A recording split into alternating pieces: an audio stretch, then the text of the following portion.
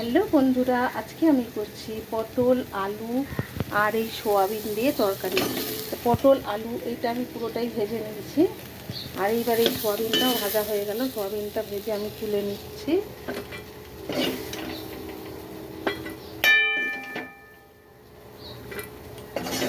যা গরম পড়েছে, এত গরমে আর খাওয়া দাওয়া করতে ইচ্ছা করছে না, কিন্তু তবু না খেলে তো চলবে না, বলো বন্ধুরা, একটু তো কিছু খেতেই হবে।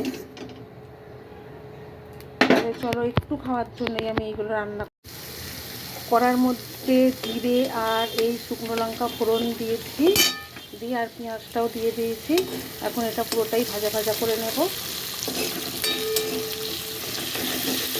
এত গরমে বেশি মশলা দেবো না বন্ধুরা, শুধু আদা আর রসুন একটু দেবো, অল্প অল্প একদম, দিয়ে তরকারিটা করে ফেলবো। মানে যা গরম পড়েছে, বাপরে বাপ, অসহ্য গরম।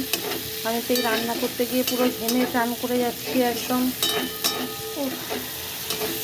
আমাদের এখানে আজকে 35°C চলছে।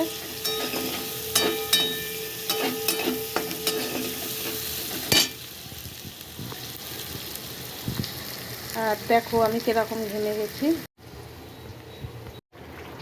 তাহলে সবশেষে কি কি হলো এবার দেখিয়ে দিই একবার। দেখো, এই হচ্ছে সোয়াবিন আলু পটলের তরকারি,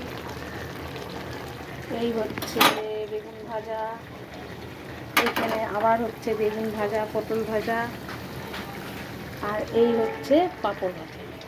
গোল মিল দেখিয়ে দিলাম। Tata, bye bye, good afternoon, সবাই খাওয়া দাওয়া করে নাও, টাটা টাটা টাটা।